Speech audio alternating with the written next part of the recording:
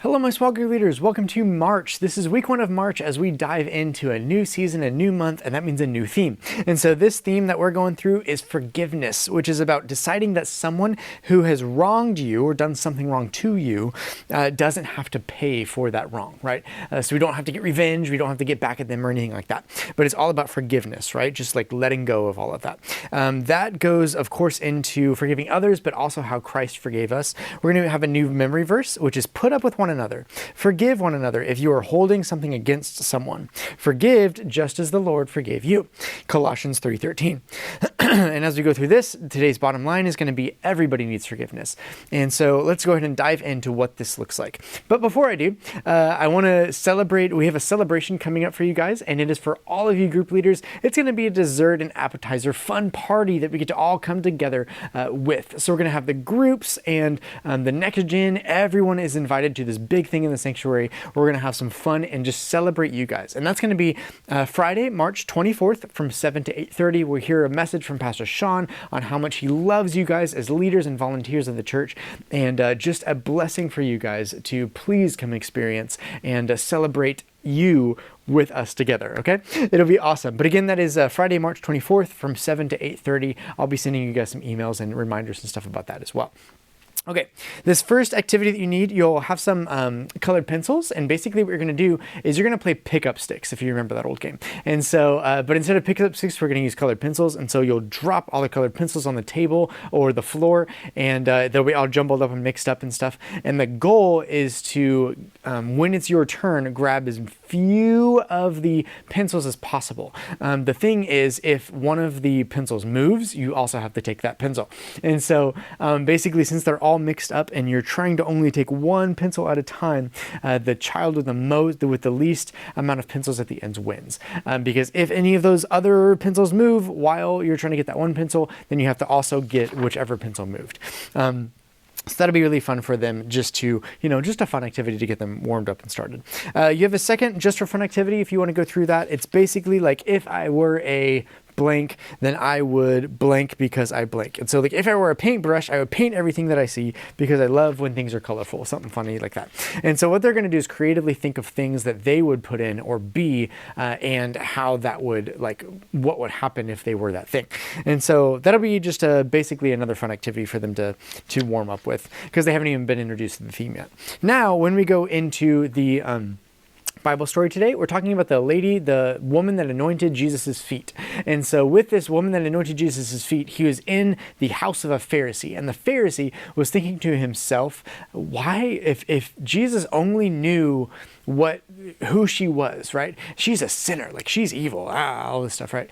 But she's crying and wiping Jesus's feet, anointing them with oil, all of this stuff. And Jesus really corrects this Pharisee and is like, when I came in, you didn't give me water to wash my feet. You didn't anoint me with oil. You didn't do any of the stuff that she's doing, basically.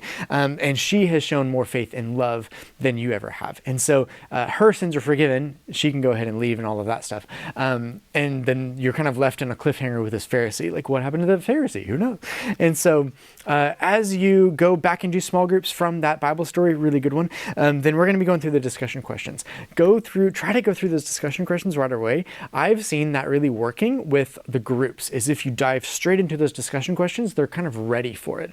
They've already had some interaction. They've maybe gone to the bathroom in between large group and small group. And so they're ready for those discussion questions. Try to dive into those and really capture their attention while you have it with those discussion questions. The other activities that we do are really just to try to get them engaged with it, or try to get them to remember what they learned about in church today. And so with all these other activities, it really goes back to, did I actually learn anything today? Because if all they remember is the activity, then that's not productive, right? But if we remember the discussion that we had and the Bible story that we had and how it actually relates to our life, and then we played a game that also helped it solidify everything in their mind, that's what we're going for, right? And so we're looking for that connect, study, and pray, right? Those are your 3 big goals. So on this next one, we're doing a story recap activity page, and you just need a big line in the middle of the floor. Everyone will stand on that line, and then you'll have a choice. Was this the Pharisee that was doing this action, or the woman that was anointing his feet? And so it's basically showing you, okay, there's two different sides here of how people or the Pharisee were taking this, and was it a good thing or a bad thing? That's what you're looking for. And so those different discussion questions and that different story recap activity paper will come in handy there, where you just ask them the different questions to get their minds going on what just happened in that story. Now this next one, you have a You're Invited activity page. What they're doing with this is they're making an invite card for people to come to church. And so we can do one for like maybe even Easter, right? So Easter's coming up, and like think of someone that you know, someone from school, someone from your family that you want to invite to church. Why? Because everybody needs forgiveness, right? Everyone needs to know that they can be forgiven by God. And so that's what's really cool about this invite card that you guys are going to create in that activity. It is to invite someone to church so that they can hopefully hear the gospel and the good news of what's going on with them and the spirit world, the relationship between them and God. Okay, this next one is a verse to take with you. We'll have some kind of stackable objects, and so it'll either be some sort of like dice or something like that. But basically what they're doing is, as they stack these objects, they have to say the memory verse, okay? And again, it's a very long one, okay? And so it's going to have to stack really high.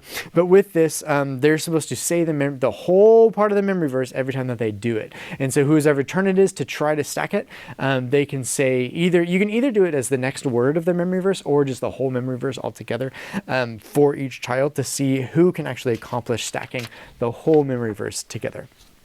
And it's going to be a nice big tower.